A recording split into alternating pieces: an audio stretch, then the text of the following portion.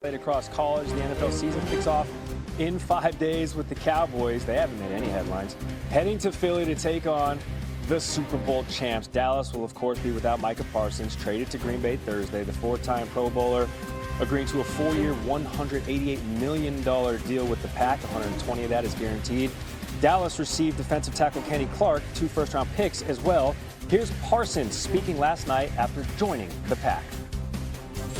No, I didn't have any say. It was just, I would say I'm pretty lucky because I understand the rich history of the Packers and the fact that they had interest in me and understand that they had a pretty tough team already in the NFC, and I was pretty much geared up, ready to play them, looking for revenge. But now I'm on the other side of adding to this rich history and being able to play with these guys and suit up and, play. I'm very excited. Before you left, did you talk to Jerry, Steven? Did they tell you that you were being traded, or was it all through David? It was pretty much all through David. You know what I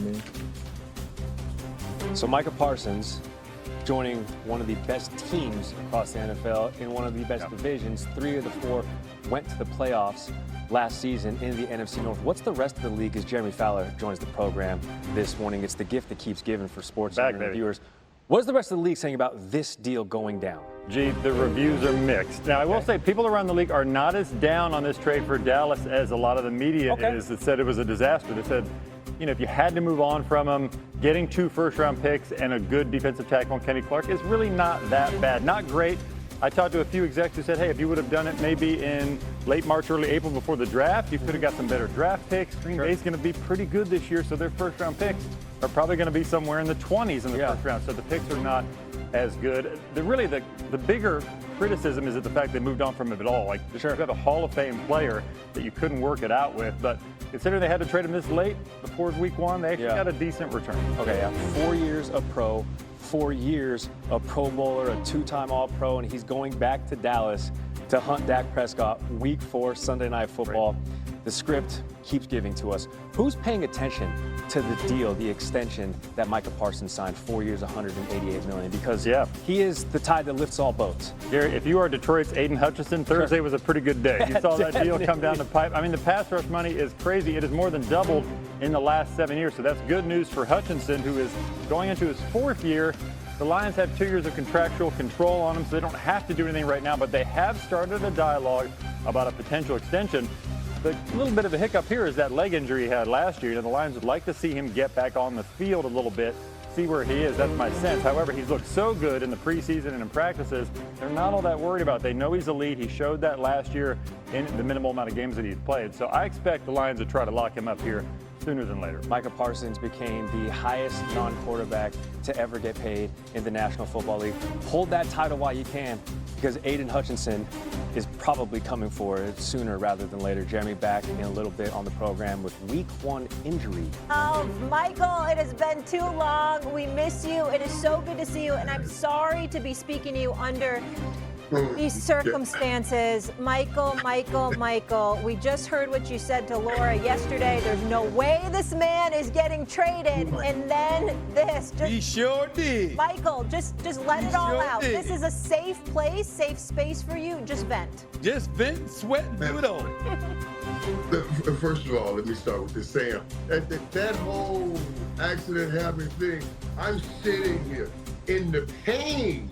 And that thing has me laughing. It's just, all of the cut in and out. You have a Steven A. doing. That's just great. That's great producing. And Molly, how are you guys? I want to understand this, though. What kind of friend is this? The only time he calls is when your heart gets shattered. And he said, hey, man, come on the show for a minute. Wait, what does this mean? What do you mean? How much? What kind of friend do I call you? But I promise you guys, Jerry was hurt. All of this, I'm shocked, I'm surprised, because Jerry always says he has a great propensity for these kinds of things, and he can stare it right down the barrel. And obviously, there's no doubt, Jerry was hurt. I saw it when I watched the interview. I know him very well. And for, I love him very much. I know what he wanted with Micah Parsons, and I know not having it with Micah Parsons is hurting him deeply. And I believe it's hurting Micah deeply. You know, it's certainly hurting us here deeply. I heard Dan say, no, Micah was happy to leave. No. That would not be true. The emotions got all tumbled up in this whole thing, and it became a place where he had to. He wasn't happy to leave. Micah was happy to receive the money he was getting where he was going, but if you give him that money, he'd rather stay here. That's the reality. So come on now, deal in my pain. Deal in my pain. Deal in my pain. But it's not there.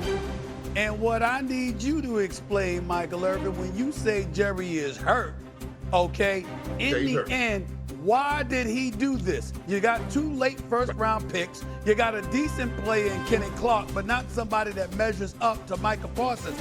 According to Michael Irvin, why did Jerry Jones do this? Because the great businessman let his emotions get in the way. They let his emotions get in the way. And it's the one thing that Jerry always talks to me about. Can't let the emotions get in this thing. But they did. And I'm telling you, because the great love he has for Michael, to pull away from him. Stop it. Hold on. And he made a bad decision here. I don't care what anybody says. He made a bad decision. Michael, I hate all this brokenness you're talking about. Everybody's sad, but what made this so personal? Why did he let his feelings get the best of him? A man that you've just said is one of the best businessmen in sports history. Like, what was he so upset about? What's the thing? Right, and that's just it. You know, from what I understand when I talk to him, Jerry says this thing that they had worked on time and time again. Like Michael came to him, they changed the number. Then went to Steven, they changed the number. But if you did all of those changes and the number was still below the 41, at least the 41 or 42, then where did you start with Micah? All of it. But the reality is you made a bad decision. Not just from the money perspective. I'm talking about continuity with what you're trying to get done offensively and defensively. Now, if you can ever stop the run, you were 29th last year, you haven't been able to stop the run. So you got a big engine on the offense. You're going to put up points. He's the greatest pass rusher, one of the greatest in the league. That's playing complementary football. And now you come in and tell me about stopping the run. I don't want to. This is not a day I want to hear your football analysis. I'm getting personal here. I'm getting personal right now. Why, Michael Irvin? How come you couldn't stop Jerry from making this decision? You, Michael Irvin, you're the playmaker. You've known this man for almost 40 years. He loves you like a son. How come you were not able to stop him from making this move and taking care of Micah Parsons? Dallas might be blaming you right now. Well, you are pretty good at this, boy, but let me tell you something. Because don't think I haven't put that on my own. Man, was Jerry serious? Maybe I should have went and got that thing done for real. And I have thought about that. I absolutely have thought about that. And now I got to think deeply. I'm serious about what kind of friend are you to bring that back up again. I'm just, because I swear to you, this makes no rhyme and no reason. And Stephen, you're right, Steve. He was reaching out to me. He was crying out, and I missed it. And I should have jumped in the middle of it even deeper and better. And I'm hurt for it, and there's no doubt in my mind. So I don't care what anybody says.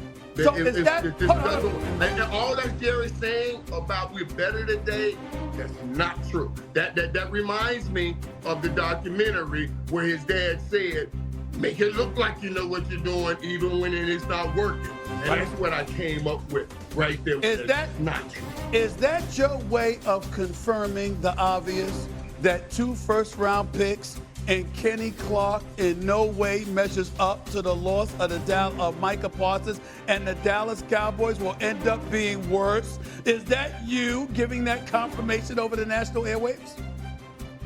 I'm telling you right now that the Dallas Cowboys defense is not as good as it was, and it was always a having problem. Now listen what they said yesterday.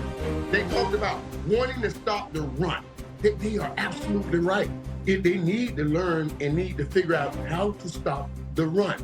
But letting Micah Parsons go, Micah Parsons wasn't because that's not the reason. That's because some of the guys you drafted did not work. Micah Parsons was the best thing we had in the complement for the offense. If you got a high-power offense, you want somebody that can get to the quarterback. That's where they made a bad football decision. And don't try to lie to me talking about we needed to stop this and we got a better player. We lost yesterday. Michael, you're on the inside there, right? Obviously, you bleed blue. How deflated is the locker room? How deflated are these players? What is this going to do to the culture of this team right now heading into the season? Yeah, this will be a difficult game for them to go into. Certainly the Philadelphia game right now with this situation. It really is. Because now you think about it, it's not just this. We're coming off Dak Prescott situation. We're coming off CeeDee Lamb situation. And then right in the preseason, here you did a Trayvon Diggs situation. I guarantee you the locker room is rattled right now. And it's